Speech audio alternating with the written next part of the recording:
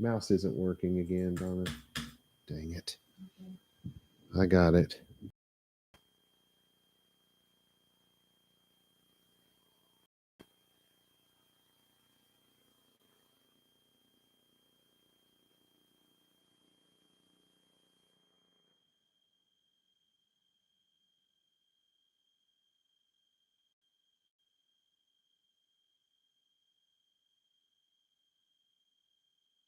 The sound, I had to turn it off. Check, check, check.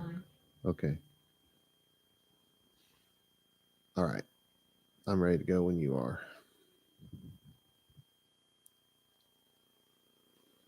That's not good. I can't see it.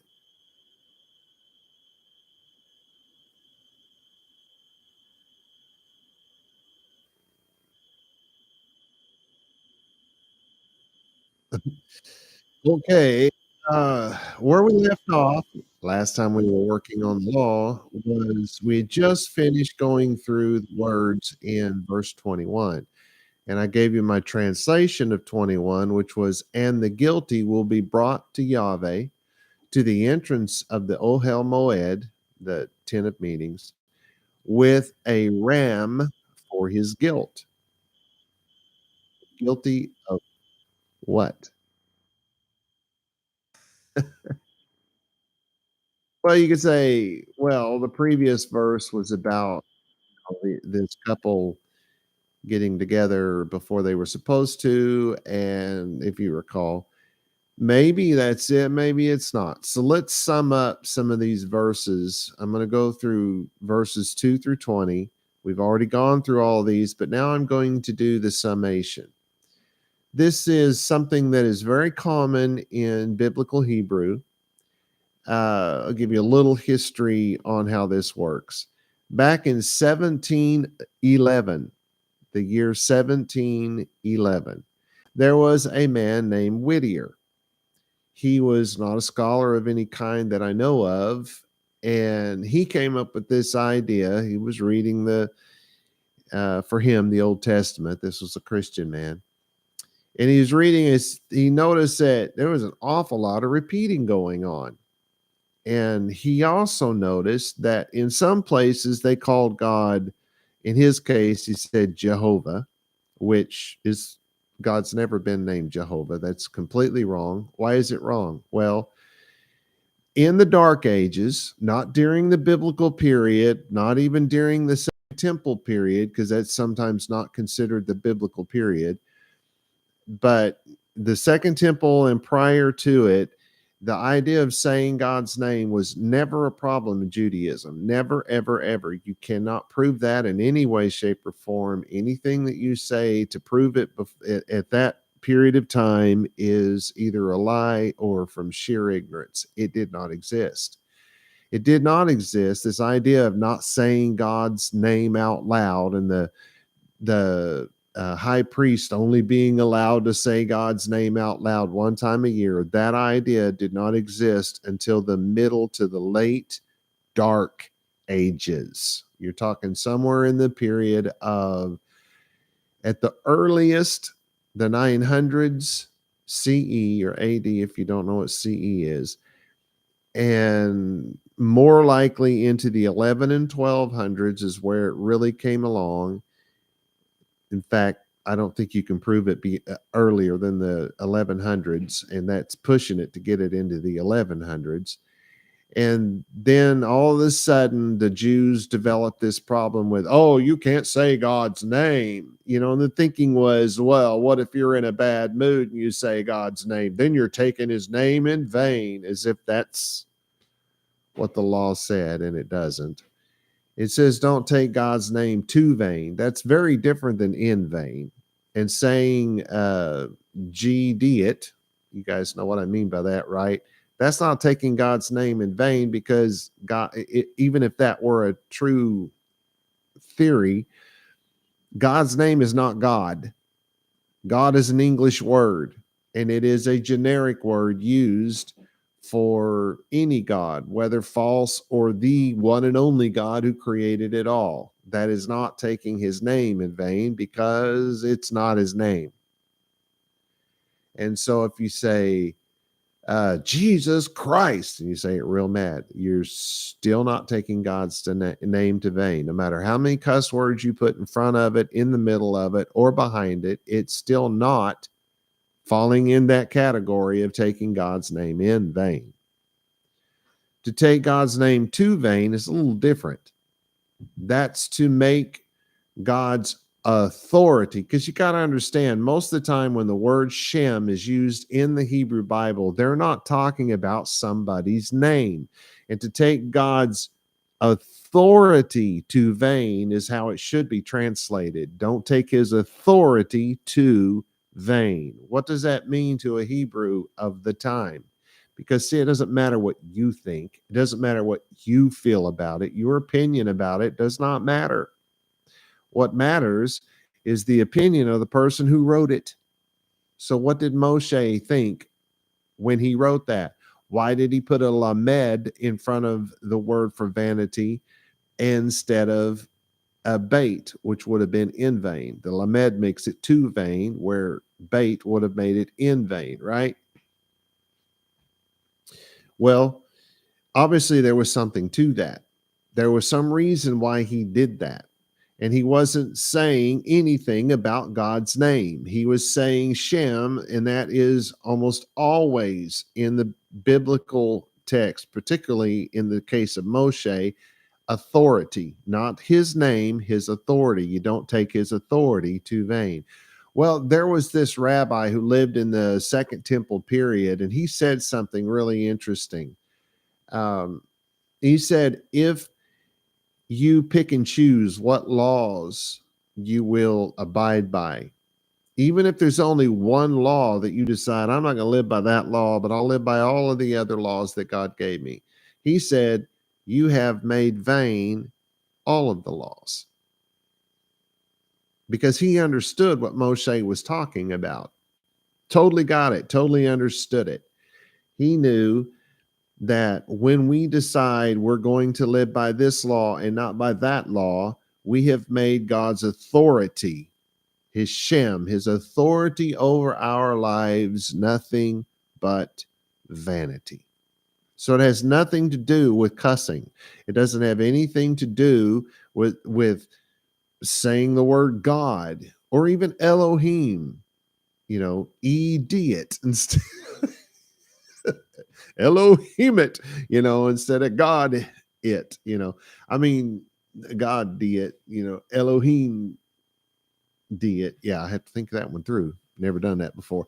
Yeah, that's not taking God's name in vain, because neither one of those words are God's name, right? And so it's not about God's name being brought to vanity by adding cuss words to it. It has nothing to do with that. I mean, there are so many languages out there that have the word Yahweh in it. And that's how you say God's name, Yahweh. And so are all of these other nations who have that word that have no connection to God at all. Are they every, time they say that word, are they taking God's name in vain? It's not even a name for them. It means different things in different languages. Even Spanish uses that word. There's an awful lot of, they're considered more dialects than languages, though the dialects, whether you're in Africa or India, the dialects are so different that one person speaking one dialect cannot converse with the person who speaks a different dialect, right? So those are really different languages. Technically, they are considered dialectual, but they really are languages. If you can't converse with somebody, I mean, we have different dialects of English, but we can talk to somebody from England. We can talk to somebody from Australia, and we can, you know what I'm saying? We have different dialects, but we can still talk to each other. That's, to my mind, what a dialect should do. Just, it's different. There, we use some words differently. If we talk about knocking someone up, we all have a certain thought about that, right? But if you go to England and someone's going to pick you up to take you to a conference the next morning, he's going to say, I'll knock you up at 8 o'clock in the morning. See, there's differences in the way terminology is different and that sort of thing, but the basic language is the same and we can converse. And if we think that that means something that it obviously doesn't mean to them, we can ask them and they can explain to us why they say knock you up. Knock, knock, knock on the door, right? So we don't do that in America. It has a completely different connotation, but we can still talk to each other and work through those differences and realize that they're not saying something very off color, right? So, anyway, the Bible, when it's talking about taking God's authority to vanity, is very, very different. I was going to talk about the documentary theory. I don't remember what this has to do with it. Maybe I'll think of it here in a moment. So anyway, this guy Whittier, he comes up with this idea. That's what it was. So the Jews of the Dark Ages, to keep other people from saying the name of God, they took the vowel pointing, which didn't exist in the biblical period, didn't exist until the 900s AD. I'll say it that way for those who don't know what CE is. That's when that stuff came around. Some push it back as early as the 600s, but what I saw was from the 900s. So I don't know where the 600s are coming from. But anyway, they came up with this vowel pointing system, and it's the Tiberian vowel pointing system because it was done by some Jews in Tiberia. So anyway, they came up with these vowel pointing sounds. And so they took the vowel pointing, which are for us, they're just vowels, A-E-I-O-U. They took those out of the word Adonai and put them into the word Yahweh, to the name Yahweh. And it became Yehovah and you say, but wait a minute, when I look at the vowels in Adonai, they don't look like the vowels in Yahweh. Well, that's because there are rules for vowel pointing, and when you try to take the ones out of Adonai and put them into Yahweh, well, they have to be changed a little bit because Adonai starts with a certain vowel point, but because Yahweh starts with the yod, that vowel point has to be changed, and after a while, it doesn't even look like Adonai anymore, the vowel points from it. But that's where it comes from. And so by doing that, it became Yehovah. And then 500 years ago, when the J was invented and became popular in English, it became Jehovah. So this guy, Whittier, he says, look, some of them are calling him Jehovah. He didn't know about Yahweh. He didn't know the Jews had changed the way the Bibles were translated such that it was misspelled, because it was misspelled to keep people from saying it. And they didn't know. That happened in the 1200s, and these people didn't know about it. Whittier certainly didn't know about it. And so he goes in, well, he's prior to even that, but they say it was the 1200s, but it had to have been sooner than that if Whittier is calling him Jehovah. Or maybe that came later. I don't really know for sure if Whittier said that part. But anyway, what happens is you've got Jehovah. So they call that the J document because they're calling God Jehovah in this part of the Bible. And then in the other part of the documents, they call it the E documents because they keep calling God L, right? And L is another generic word, and it's used of God. It's actually used of heroes. It's used of men are called El, because if you're David and his mighty heroes, his mighty El, those guys, well, they probably would have used Elohim in plural, but because El is the singular, Elohim is the plural.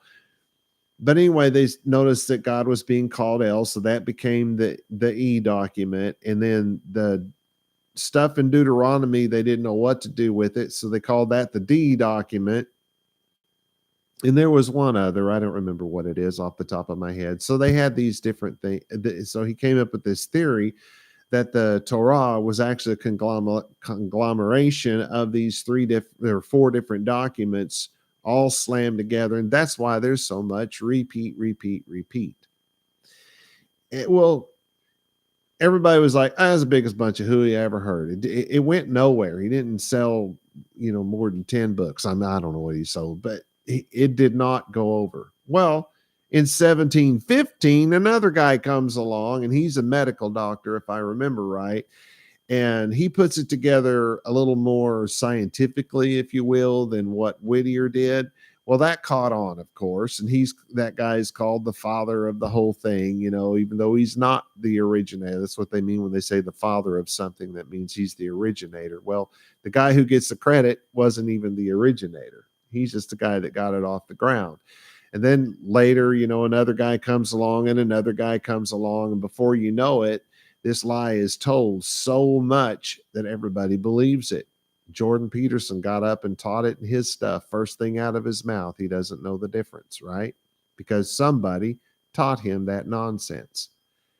And it's a shame, because a psychological look at the biblical text is a very interesting concept as far as I'm concerned. But when you base everything on a false foundation, and you don't, I should get off of that, because I love the man. I don't want him thinking I'm bad mouthing him, but he got up, the most brilliant man in the world, as far as I'm concerned, got up and taught that nonsense, because it's still being taught to this day. Umberto Cassuto, he was the world's leading authority in the Eucharistic text. As far as I'm pretty sure he was considered that in his time. He was a professor at the Hebrew University in Jerusalem, and he decided to write a commentary on the law. And when he did, he was like, wait a minute, this stuff's following the same exact grammar rules. And I mean, the rules were identical, right down to the punctuation, the way it was done, the approach of repeat, it's all done in the Ugaritic style. Well, that makes sense, because that came out of Mesopotamia. Where did the Jews come from? Mesopotamia. And Abraham was in that very time frame when all that writing started. So of course it came from there. Of course they did it the same way. So you don't have a whole bunch of different documents that were forced together in order to, and that's why there's repeats. No, at the time of Mesopotamia, this is when writing basically began. I mean, there's other cultures that might have started writing things down. It might have had some sort of a writing system in their time, but that's still very questionable. Mesopotamia seems to be the first. I don't care if they are the first or the third or the fourth. It doesn't matter. This is where the Bible comes from, is out of Mesopotamia. So they're coming out of a time when, if you want to pass the stories of your family and your history and your customs and your culture onto your children, do you just tell them one time and walk off? No, you're going to tell them over and over and over again. And maybe this time you kind of give them an overview, and maybe next time you give them a bunch of detail about this, and later on you give them a bunch of detail about that. And then maybe you'll sum all of that up. That's the way it's going to work if you're doing that verbally. And guess what happens when you first start writing things down? You write them the way you do it verbally. It makes total sense that it would come from the verbal style, would have first been penned, things written down would be written in the verbal style. So that's what you have with the Bible. You do not have a bunch of different documents. There are set rules. There are a reason why you use God's name. There's a reason why you call him El. There's a reason why you call him Shaddai. That was the other one. There are reasons. And those rules are almost never broken. You look in the Torah, you can't find more than 2 or 3 times when those rules were broken. And those rules are broken for a very specific reason. Somebody didn't know the rules. Well, I think you're going to find that's the case in probably most of them. Somebody just inadvertently used the wrong name, because it's only sorry, that's why I brought this. Dang, sorry about that. There's only like 2 or 3 different places where it doesn't follow those rules to the letter. And again, those are probably mistakes. And if they're not, then there is somebody, probably going to be me. We'll have to go in there and find out what's the exception to the rule. Because if it is correct that it should be written that way, it'll be because there's an exception to the rule, or we just don't get the bigger picture. So anyway, we're looking at the biblical text, and it comes out, and most of the time it starts off giving you a non-detailed overview. Then it says the same thing again, but that will have the details. And then after that, you have the summation, right? And that's where we're going with this today. We've already gone through the overview, we've gone through the detail. Now we're going to go through the summation. I have separated my summation out a little bit. Let's not do that. I forgot to turn the what's that called? Monitor on. I can't see what I need to see. All right, so let's start off in verse 1. Of course, it's, and God said to Moshe, go say this to the people. So that means this is the beginning by the grammar rules of Mesopotamia. That means we're beginning this new subject, which is why generally when you see something start there, you're starting a new chapter. It's the proper way to do that. Not always. Sometimes they missed it, but most of the time they got it right, and we began a new chapter. And that's all it does, is just indicate that we're starting a new chapter. It doesn't necessarily mean that God literally said something to Moshe. Probably he did in this case, because he's giving the law to him piece by piece, but it didn't have to be that way. It's just the way in literature of the time that you indicated a new subject. That's all, the only reason why it was really there. So verse 2 is where it gets important. In verse 2, God says, be holy. That's the sum total of everything God said in verse 2 was, you need to be holy. And so we're setting the tone for what we're going to talk about. Everything in this chapter, until we hit another place where it says, and God said to Moshe, tell the people this, everything is going to be the same subject. It will not change. And this is one of the fallacies in the translating styles. When you start translating into new languages, people not knowing these rules tend to change the subjects. You'll wind up with 2 or 3 subjects in the same chapter when you shouldn't have. So everything that we're going to talk about from 1 through 20, at least, we're not going any further than that at the moment, but everything from 2 through 20 is the same subject. And what's the subject? You need to be holy. You do. God's already holy. He's doing his thing, but we need to be holy. So now he's going to start giving us the details on what we have to do to live a holy life. Well, first if you're a man, you got to cut the hair above your ears so that when you put your finger in the crease, the hair should not be touching the top of your finger. No, I'm sorry. That's not God's. That's not God's law. That's a really stupid Pentecostal holiness law that I grew up with. And I do mean stupid. What's that got to do with holiness? So let's see what God says about being holy. So he says, reverence mother and father and Shabbat. That's where personal holiness begins, with reverence of your mother, reverence of your father, and reverence of the Shabbat. It begins there. Oh, but my mom was crazy as a loon and went off and got on the back of a motorcycle with some motorcycle dude, and I never saw her again. I got a half brother that I met, and this was, I don't know, 30 years ago. And he was sitting there in my living room telling me that that's what his mother did. And he said, can you imagine somebody's parent just getting up and leaving and just never having anything to do with you? And I looked at him, I said, brother, that's exactly what your father did to me. I bring this up. Why? So I can be tearing down my dad and tearing down his mother.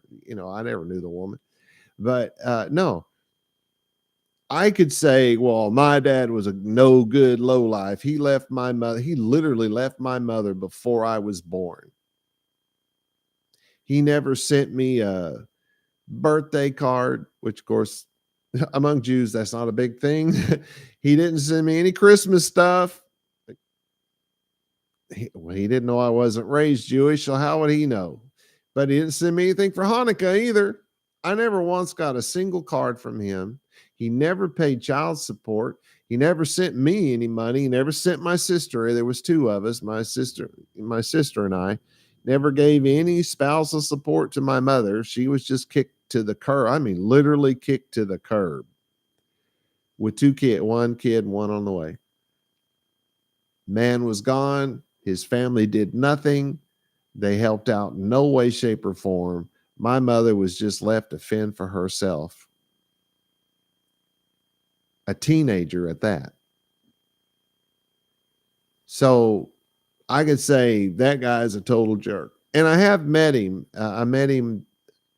I don't remember how old I was. I think I was still in my 20s when I met him, spent some time with him, and I left there thinking, boy, if I never see that guy again, that'll be too soon. He was so vastly different than anything I could have ever imagined. It's weird. My signature, my handwriting looked exactly like his. I'd never seen the man ever before in my life. I'd never gotten a note from him. I didn't know what his signature, what his handwriting was like, and mine was identical to his. All of the facial faces that I make with my face, just like him.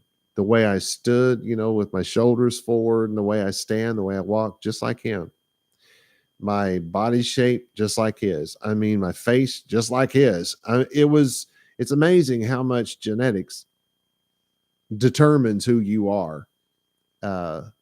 We were two very different people mentally, but physically we didn't look too different, except he was really, really old and I was really young. Anyway, so then I've spoken with him 2, maybe 3 times since then.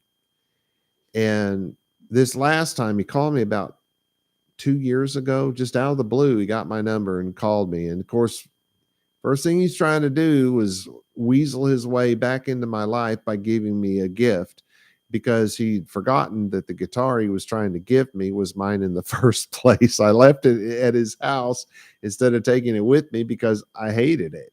It was a real nice, expensive guitar somebody had given to me, but it had a round back to it and it just kept spinning around. Of course, now that might not be an issue. I got something to stop it. But back then I didn't. So anyway, he's trying to get back in my good graces. And I just told him, look, there's nothing you have that I want. And we hung up the phone. And so since then, I've been thinking about this. If he winds up in a situation where, I mean, he's burned his bridge. He told me all about it. He's burned his bridges with his other kids because he had kids and got married, and he stayed with that woman for a long, long time. They just recently got divorced. So they'd been together 30 or 40 years. Who knows? Something like that. But she's never going to talk to him again. His kids are saying they're never going to talk to him again. The ones that were, whose lives he was in. He gave them everything. I mean, the kid, he gave his youngest son his name, which, by the way, is my name. So I have a brother. I'm Rob, and I have another brother named Rob. Okay, you know what I'm saying? That's just messed up.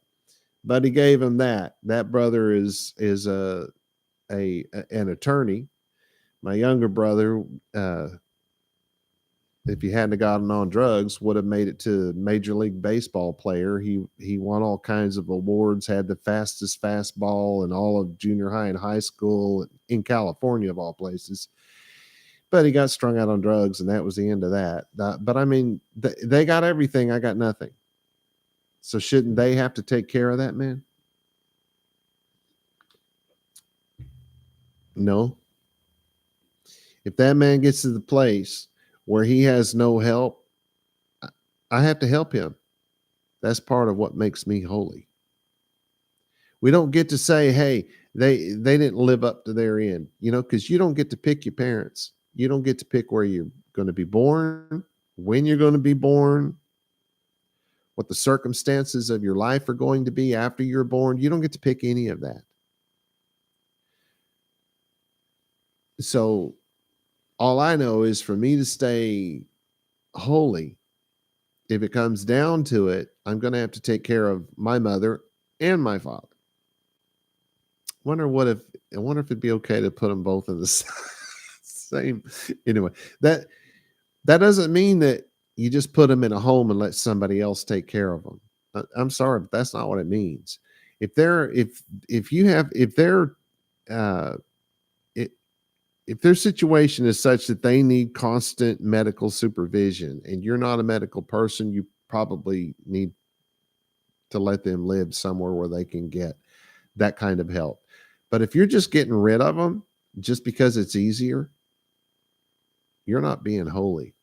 Verse 2 says you need to be holy. So this is pretty serious, right? You got to take care of your parents. Doesn't matter how bad they messed it up or what kind of person they are. You don't get to make that decision. Neither of my parents even live any kind of a Jewish life at all. And I've got to keep the Sabbath day holy, which of course, anyone who knows me knows I do that, but I have to do that to the end. I don't get to do it for 10, 20, 15, 30 years, 40 years, and then say, oh, well, I've done my part. I can quit now. No, you got to keep the Sabbath holy until the day you die as best you can. I mean, if you're in the hospital the last couple of years of your life, that's going to be a kind of a difficult thing. And I don't think God's pushing for that. If there's some way you can do it, like online or something like that, there's ways you can make it happen. And if there's ways that you can make it happen, you should. Anyway, so then we go on to verse 4. So we started off with mother and father being the most important thing, just barely ahead of the Sabbath. So the next thing in being holy is do not bow your heart and or body to idols. Or don't do that, and or don't make three-dimensional images. It says molten gods, literally, but that means you're making a three-dimensional image. And so is a stuffed animal three-dimensional? Yes, it is. Can you have it? No, you can't. Oh, but my kids just love it. I'm sorry, you cannot be holy if you're letting your kids have that in your home. That's just how that goes. That's not Robert Allen making those rules. That's God Almighty making those rules. And he says you can't have three-dimensional images. So whether they're in your house, you can't have them because stuffed animals for your kids, you can't do it. If they like stuffed things, give them a stuffed pillow, give them a stuffed ball or something like that. There's always something squishy they can hang on to, and they won't know the difference unless you teach them the difference. Anyway, so this is the next important thing. So then we're going to have not a change in subject, but kind of it's still under the subject of you being holy, but it's a little different because this falls under the peace sacrifice, the sacrifice for peace, except that in Hebrew it's in plural. So it's pieces. And I can't just come out and say that because pieces of what? It will be the next question. So it's the peace sacrifice. And under that sacrifice, it says that we have to make peace sacrifices for our pleasure. We don't do this for God. We do this for us. So it might help if we understood, well, what is a peace sacrifice? Well, in some parts of the Bible, it's called a first fruit offering.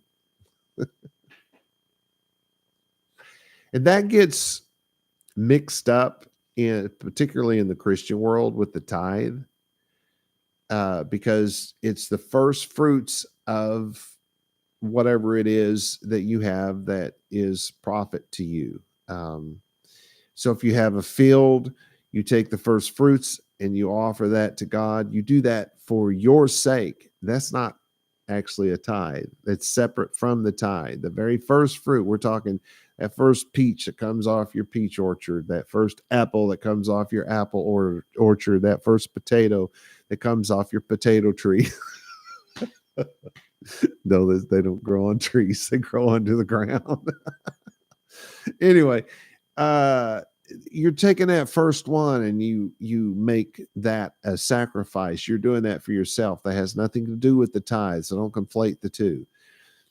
uh it's just a way of you showing your appreciation that in that God got the very first of whatever it was. Is a you give your 10% and you give it first. If you give your tithe first, 10% of your profit, gross, not net. If you're having a problem with that, you need to check your heart.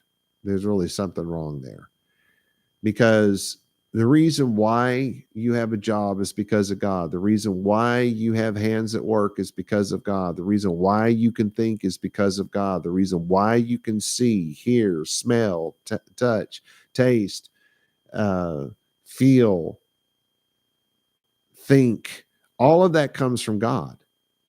And without that, you can't have a job. You can't get a paycheck. So there's no such thing as a self-made man. People who say that are dumber than a box full of rocks. That's just stupid. Nobody gets anywhere on their own. Somebody taught you something that has something to do with your success. Somebody gave up something so that you could have something so that you could have success. There's no man is an island. Anyway, back onto the subject here.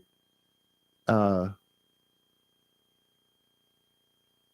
so you're doing this for your own pleasure. You're doing this for that knowing that you are in fact holy, because knowing where we are with God is so desperately important.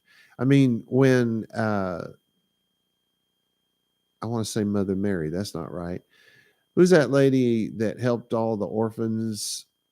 The Catholic woman, little bitty woman, Sister Teresa.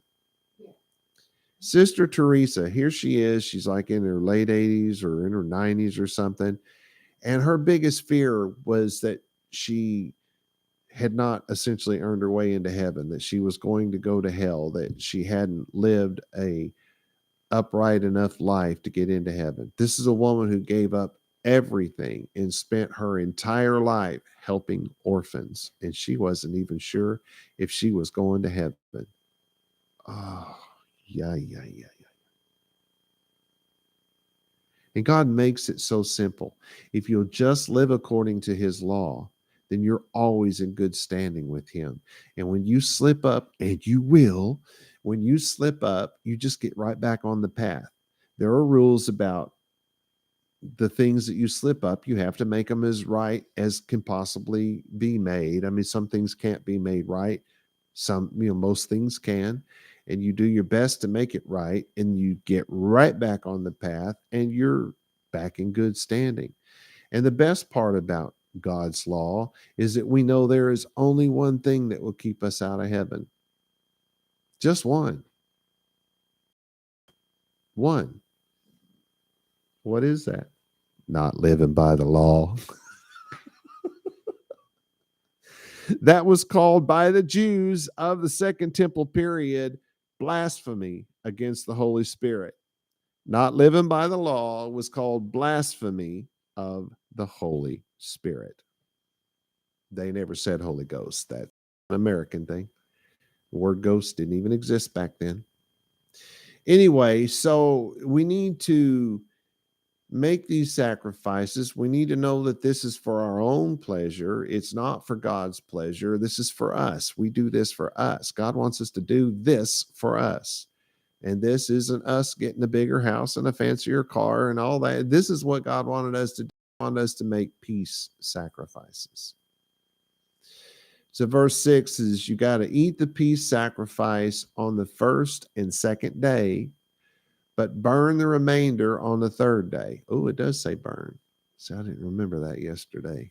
Anyway, so you can eat it the day you make that sacrifice, and then all the next day, but at the beginning of that third day, you should have it burnt. You really should burn it before the third day starts if you want to be really accurate about this stuff. But if you realize, oop, this is the third day and it's still in there, just go out there and burn it. That's how you make that right. You're right back on the path and everything is well. You're not going to hell. Okay.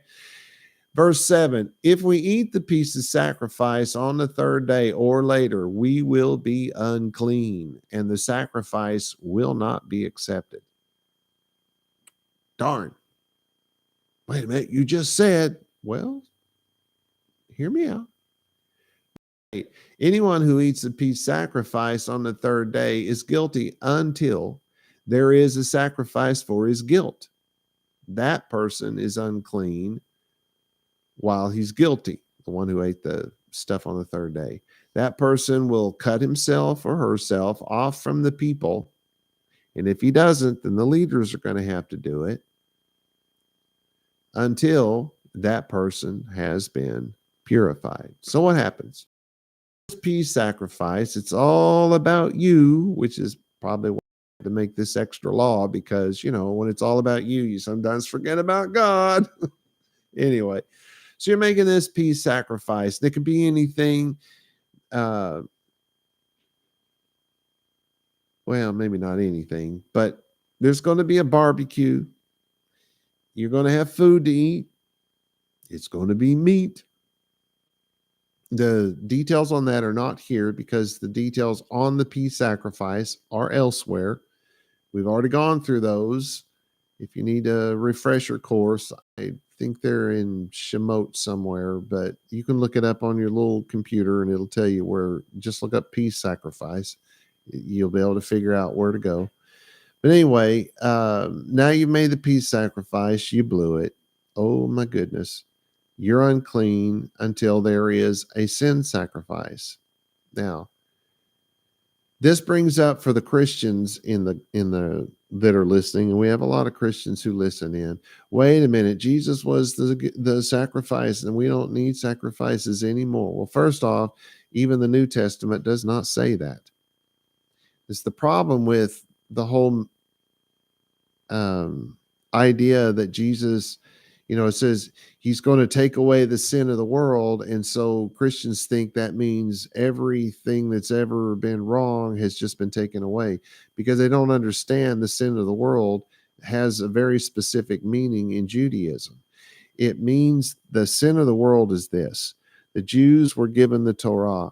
They told God everything he said they would do and obey.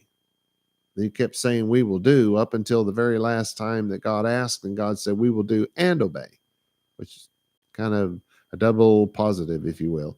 I don't want to say negative. So anyway, they blew it. They weren't living by God's law. They just ignored God altogether. And according to their covenant, this is a blood covenant, which means they all have to die because they've broken their covenant. Or there is another way. They don't all have to be killed off by God. There doesn't have to be lightning bolts or, brimstone from heaven. That doesn't have to happen. That is what ultimately could happen. But the other thing that could happen is maybe they could be divorced from God, which would mean they don't have to live by the law anymore. But it also means they don't have a God anymore. So what does this nation, who was once a nation of kings and priests, what do they become? They become the rest of the world, because their sin has made them like the rest of the world. They are just another Gentile, if you will, nation without God. So he takes away the sin of the world. Has nothing to do with the sin of people in America today or anywhere else in the world today. Has nothing to do with that.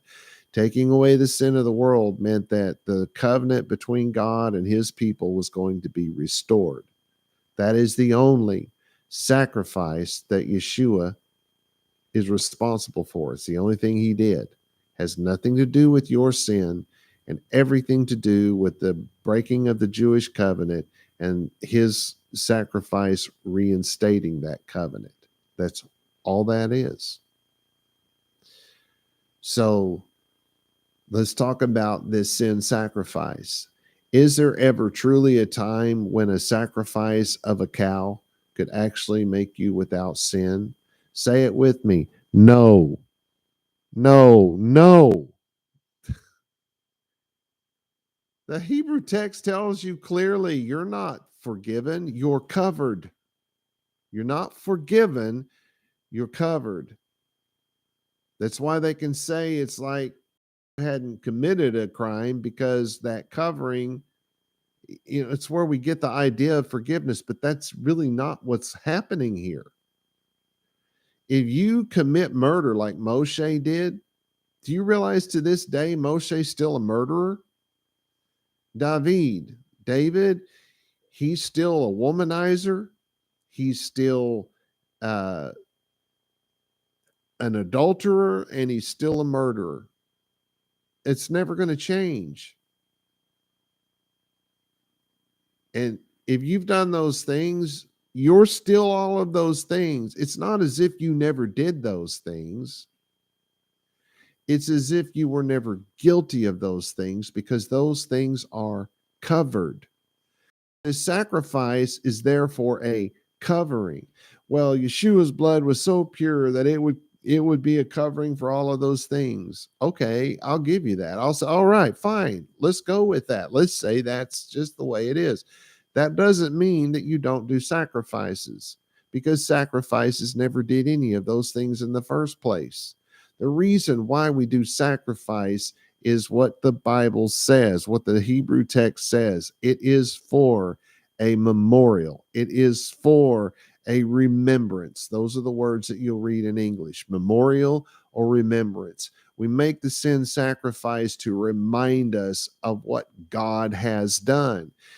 If Yeshua is God in the flesh, and I believe that. I believe that was God in the flesh. I do not believe that God got some other guy's wife pregnant and there's a half man, half God walking around on earth doing God things. No, that was God was the child.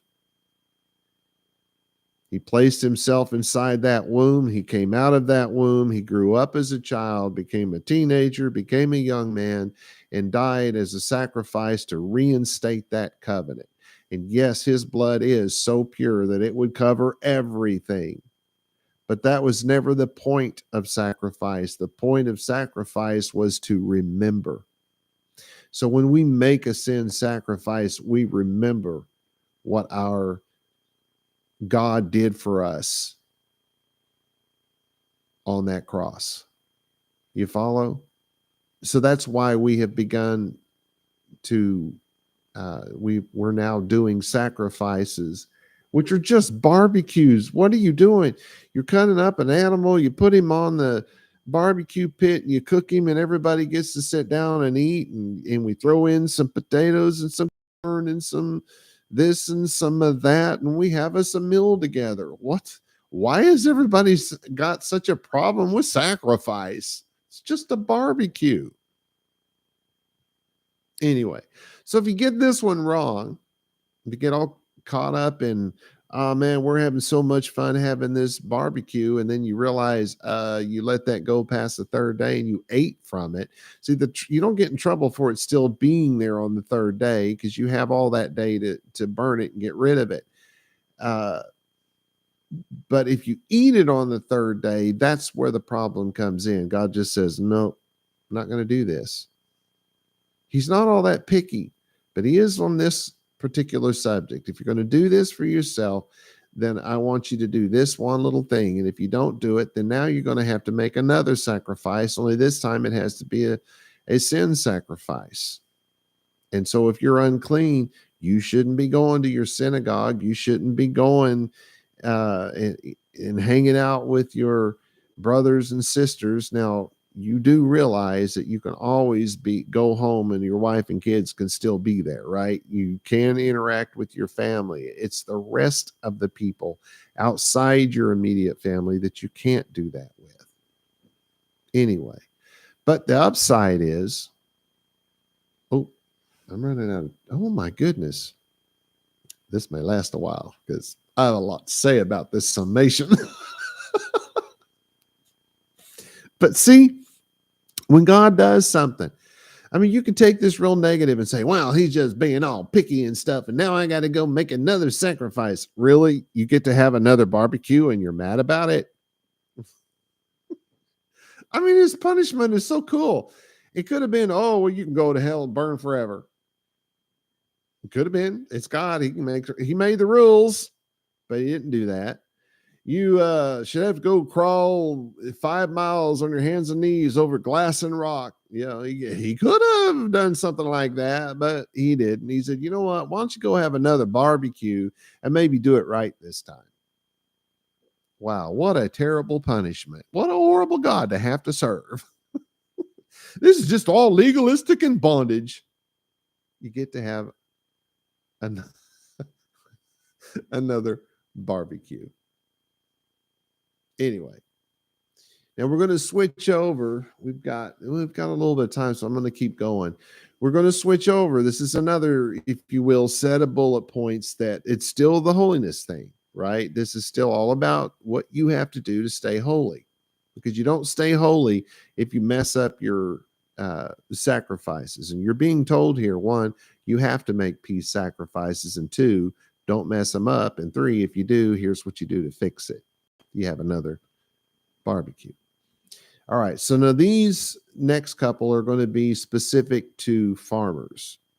So if you're doing like a little mini farm on your porch behind your house, you know, people are doing that these days. It's a big thing. They got the little planters out there and they're doing, this has something to do with you. And if you have a great big old farm with all them giant tractors and all this has something to do with you as well. These anybody who's growing something, that these rules are going to help you stay holy. All right. So 9 says, you should not reap the corners of your field. You should not pick up anything that fell or reap anything that was missed while harvesting your field. Well, but I don't have a field. I just have these buckets. Well, those buckets are your field. So if you're growing something behind your house, out on your porch, or maybe in your backyard, maybe got a little room there or something, then there's a certain portion of it that you need to give away to the poor. You need to make it available to the poor. Are you hearing me? That's what's going to help keep you holy. You need to make it available to the poor. You can't just leave it out there and let it rot and say, well, all they had to do was come and get it. Well, how did they know? So anyway, whatever you plant, there needs to be some of it left for the poor. Field, you can leave it there and just make sure the poor in your town know that they can go out there and take whatever's out there. I grew up doing this. This is not something that's not done in America. I grew up actually doing this. My mother, myself, and my sister, and the little brother there for a while, he never actually did anything. He sat there and played the whole time. But my sister and I, my mother, my sister and I, we used to go to people's fields and glean them. It was awesome. You know, there was a lot of people out where we lived that did that, and they were more than happy to let us go out and glean the corners of their fields. We did that a lot when I was a kid, mostly with potatoes and green beans. Oh man, there was this one place that they just grew green beans, and every year we hit them and we hit the potato place. It was good. We didn't even mind, little kids growing up. We didn't mind snapping them things, and we'd eat them raw. Even the potatoes. I mean, those are pretty good. Anyway, so 10, and you shall not glean or pick up any fallen grapes. Oh, that's the other thing, is you're supposed to get all of that stuff in one swoop, but whatever you drop, you got to leave on the ground. It's for the poor. It's also why Ruth and Boaz, that story, while they're sleeping out in the field, because you can only go out there once to do your uh, harvesting. And if you had big fields like he did, were humongous fields, he's got lots of working hands, but they don't have enough time to do it all in one day. So what did they do? They spent the night outside in the field, sleeping in their case against the bales of hay that they were picking up or that they were harvesting. So this goes a long way back, this thing that we do to help the poor. And certainly that's how he met Ruth, how Boaz met Ruth, because she was there gleaning his field. They weren't even finished harvesting and she was already gleaning his field. Why? Because part of it was set for them. And that's, if they're harvesting, that's the best time to be gleaning, right? And they've left a certain part. The most important part of understanding this is that you decide how much you leave. That's God's not going to even ask you. However much you want to leave of your corners, that's what you leave. So if you're doing it in buckets and stuff like that, you maybe not going to literally do corners, but there ought to be some portion of that maybe you just pick it all, put it in a basket, and take it to some poor family or to some homeless shelter or something like, I don't know. Find something to do. It'll make you feel real good about what you've done. I guarantee you that. Knowing that you're helping your fellow man is always a real uplifting moment. And again, we're still kind of in the place where we're doing something that's for us. Helping the poor doesn't help God, it helps us. Of course, it helps the poor as well. Well, I guess I've run out of time this week, so we'll pick back up with this next week. Shalom v'shalom, everybody.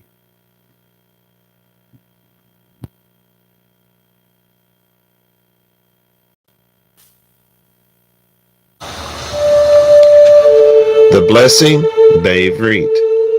Yevarecha Yahweh v'yish merecha. Ya'er Yahweh panai v'lecha v'hunecha. Yisa Yahweh panai v'lecha v'yasim lecha shalom.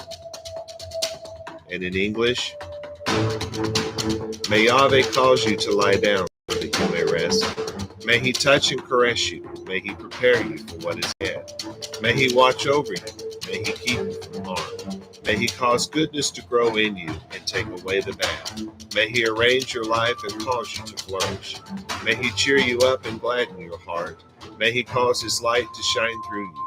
May he show you tenderness, favor, and love in his presence. May he show you kindness and be delicate towards you.